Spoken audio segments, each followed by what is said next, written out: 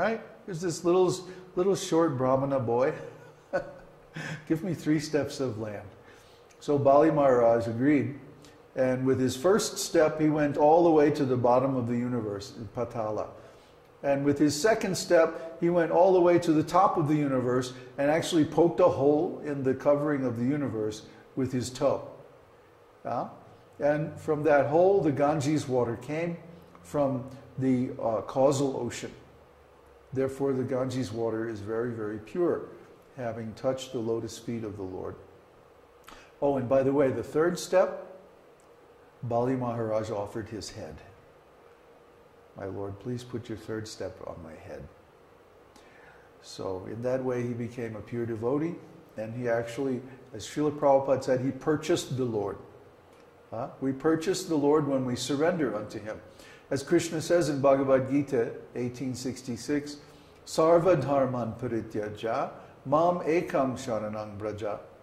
Give up all different varieties of dharma and just surrender unto me.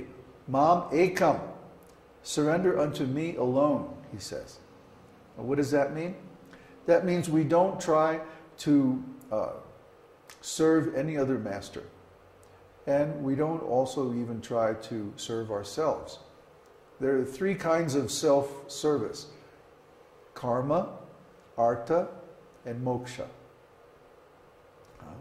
Karma means material aggrandizement. And artha means economic development. Kama also means sense pleasure. And in spiritual life, there's karma yoga, jnana yoga, and mystical powers, siddhis and stuff like that. We don't try for any of that. We simply try to please Lord Krishna. As he says, Mam ekam sharanam vraja. And what's the result of that? Aham tvang sarva papebhyo mokshaya shyami. Mashuchaha. He says, I will relieve you from the reactions to all your sinful activities. Don't worry. Don't worry. In the beginning of Bhagavad Gita, he says to Krishna, don't lament. He says to Arjuna, don't lament. Don't lament. Someone who laments is a fool. You're lamenting for what is not worthy of grief. The material body is bound to change. The material body is always changing. Actually, we're dying every day a little bit, until one day that dying process will be finished and this material body will be gone. So what do we do then? Well, long before that day happens, we should surrender to Krishna, because then we will already have our spiritual identity and our spiritual engagement established, and we'll be able to easily transfer ourselves to the material, from the material world to the spiritual world. Aham tvang sarva papebhyo. I will remove all your sinful reactions. So everyone has performed sinful activities in this world. Don't try to tell me that you haven't. We all have. But when we worship Krishna, he very graciously removes the reactions to our past sinful activities on the condition that we won't perform any more of them. That's another thing that he means by surrender completely unto me. Don't perform any more sinful activities. Stop that nonsense. Remain pure and just serve me. And his part of the deal is, I will remove all your sinful reactions. Do not fear. Ma shuchaha. Don't fear.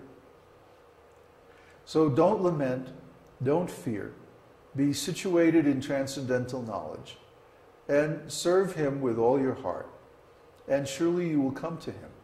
That's Krishna's promise.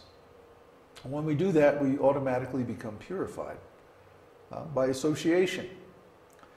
It's said a man is known by the company he keeps. So if someone keeps company with thieves and rascals, then he becomes a thief or a rascal.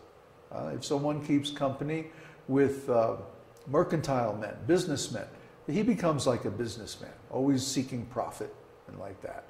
If someone hangs out with kings, then he becomes like a king, always interested in power and so on. And if someone hangs out with scholars, then he becomes like a scholar, very erudite and so on. But if someone keeps company with pure devotees, then he becomes a pure devotee by association. And that's the only way to become a pure devotee. There's no other way. Yatas sarvani bhutani bhavantyadi yugagame yasminscha pralayang yanti punareva yugakshaye. All living beings in the material world come from Lord Krishna at the beginning of the creation. Lord Krishna maintains them while the creation is manifest, and they enter into him again when the creation is destroyed. There's a nice verse in Srimad Bhagavatam. Aham evasam evagre nanyadyat sarasat param. Very important verse. It's one of the 4 important verses spoken to Lord Brahma in the beginning of creation, when he became self-realized and had a vision of Krishna. So in that verse, Krishna said, in the beginning, before this material universe existed, there was only I, the personality of Godhead. Everything you see before you now is nothing but I, the personality of Godhead. And at the end of this universe, when the creation is dissolved, all that will remain is I, the personality of Godhead. So in other words, everything is Krishna. Everything comes from Krishna. Everything enters into Krishna at the end. And in the meantime, actually everything is Krishna. So we discussed this yesterday in the Jyotish course quite extensively. And we actually traced out the process by which Krishna expands himself in the quadruple expansions, both in the spiritual world and the material world. He doesn't actually build the universe himself, but through his expansions and his devotees, everything is created according to his plan. Krishna has a plan. His plan is for all the living entities who are conditioned by material consciousness to come back to the spiritual world. He wants to save us, actually more than we want it ourselves. We're not very smart. We come to this material world and we think, oh, I can enjoy. Just like people go to Las Vegas. Oh yeah, I can win. I can beat the odds. Sure, no problem. They have such distorted expectations because of ignorance. They don't know the odds are always in the favor of the house. So they go to Las Vegas, then they lose so much money. Just a waste. Similarly, living entities come to this material world thinking, oh yeah, I can beat the odds, I can enjoy, I can be successful. And maybe they're successful for a little while, but then eventually the reactions of their sinful activities catch up with them, and bye-bye, down they go. So this is the story of every great rascal in the material world, and it's everybody's story.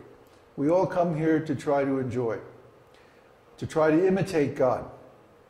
Actually, God is the only enjoyer, but we want to be an enjoyer, so we go away from God, and the only place to go away from God is here in the material world.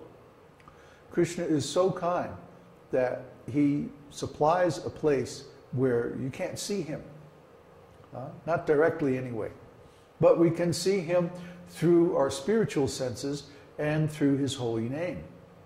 So when the time finally comes when we get tired of this material world and all the suffering and all the crazy stuff that goes on here, then we can chant Krishna's name and we can perceive him through transcendental sound vibration.